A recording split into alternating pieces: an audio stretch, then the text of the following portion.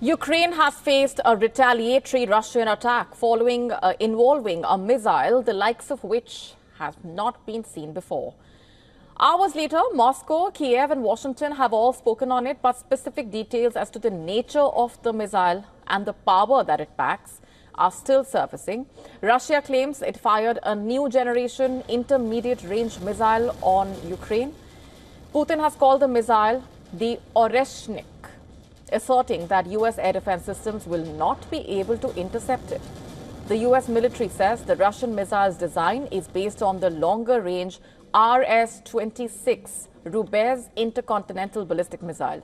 According to the Pentagon, the new missile is experimental and was deployed on the battlefield for the first time. I can confirm that Russia did launch an experimental intermediate-range ballistic missile. This IRBM was based on Russia's RS-26 Rubez intercontinental ballistic missile model. In fact, the Pentagon spokesperson Sabrina Singh also said the new missile could be refitted to carry different types of conventional or nuclear warheads. She also claimed the White House was pre-notified of Russia's launch of the new ballistic missile, and it had briefed Ukraine and allies in recent days to help them prepare for it. But no details were shared on the measures Kiev and Washington had taken to prepare for the potential attack. So we did brief Ukraine and our partners and allies of the possibility that this could be used. Kind of to Konstantin's point, this gets to an intelligence assessment that I'm just not going to do from the podium.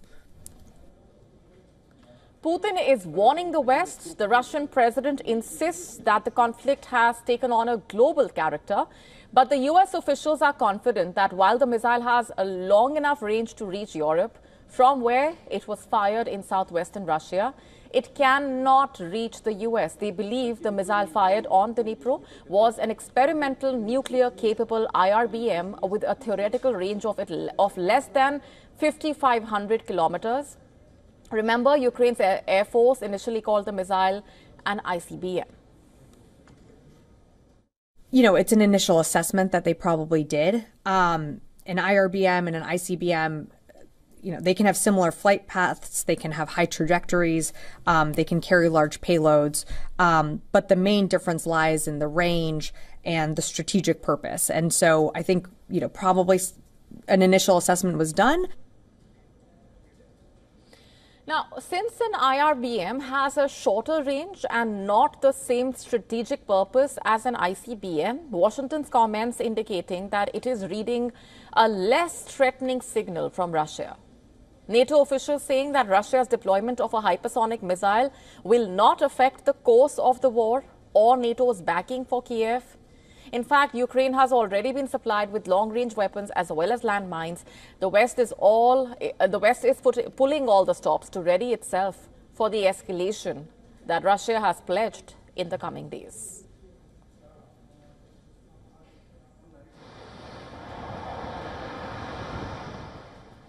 And for more on these developments, with us on the broadcast this minute is Dr. Sergej Sumleny, who is a defense expert and director, European Resilience Initiative Center. Thanks very much for being here with us.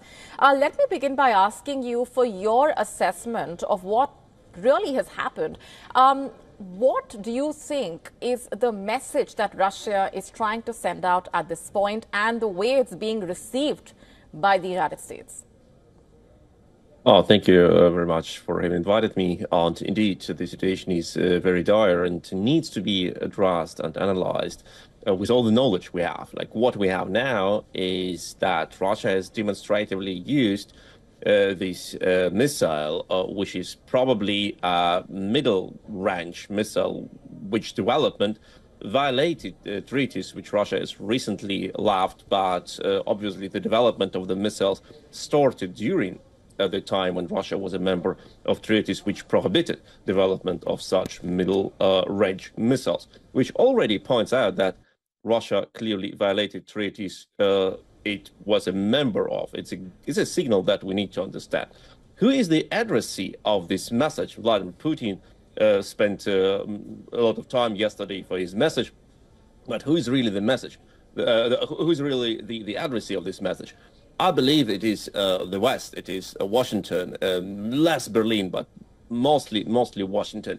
And Putin says, look, I have weapon, I have will to use it, and you will just let me do whatever I want to. And that is a very dangerous message, because practically if you allow a dictator who has nukes and who directly threatens to use nukes, not only against Ukraine, its neighbor country, but also against the world which supports Ukraine, that is what Putin clearly said, that practically means that you allow this dictator to do anything as long as this dictator has nukes. So Putin practically demands from the West a carte blanche, allowance to do whatever he wants just because he has nukes, and that is his position. And the third thing is, I believe that this message and this usage of this missile is also a sign of desperation and of fear of Vladimir Putin. Because if you are an overwhelming military power which can defeat your enemy with conventional means, and Putin believed he will defeat Ukraine within 3 days, you don't have a need to use ballistic missiles developed from intercontinental ballistic missiles and to threat the world with nukes when he can finish this war with conventional means. So Putin is afraid, he's weak, but he believes that the West is more afraid than he is, and he threatens the West with the nukes. Ukraine is not an addressee of this message. It is Washington, it's Berlin.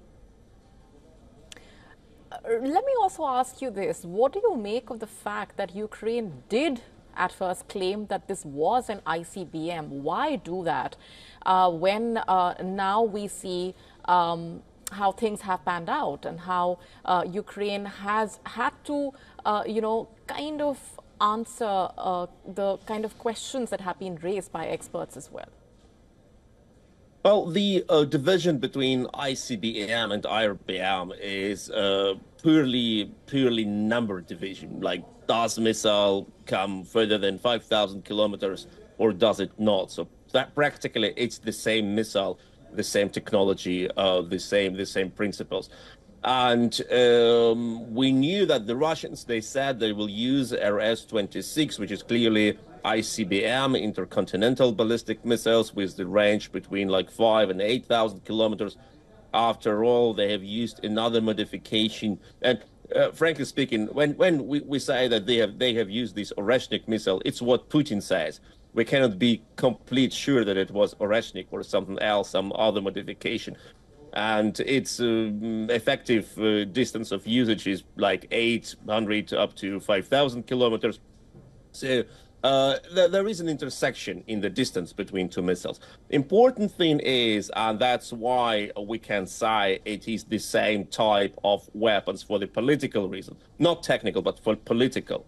It is a missile which was designed specifically to bring nuclear warheads. It was not designed to bring conventional warheads. That's why the Russians didn't even have used conventional warheads, because there is no such thing. They have used like blank ammunition. They're like just pieces of metal for purely kinetic strike, because they don't have conventional warheads for this missile. It is a nuclear weapon which was used without a warhead. And how it strikes a target, like it has depletable multiply warheads which divide in the air and which hit separate targets. It is what nuclear intercontinental missiles do. What Russia has developed against the threat is it has signed. It has developed the same missile for shorter range, which makes it more dangerous because the flight time is short. You don't have time for your reaction. That's why these missiles were banned by international treaties. Now Russia has developed this missile and tested it. We don't know how much of such missiles they have. But once again, the message for the world was, look, I can do whatever I want next time I fire a nuclear missile. I don't believe personally Putin will dare to do it, but this is his message. And he wants the West to be so afraid that the West stops to support Ukraine, allowing Putin to blackmail everyone for the next decades. All right, we're leaving there for the moment. Thanks very much for joining us. Thank you so much. To stay up to speed with the latest news, download the WION app and subscribe to our YouTube channel.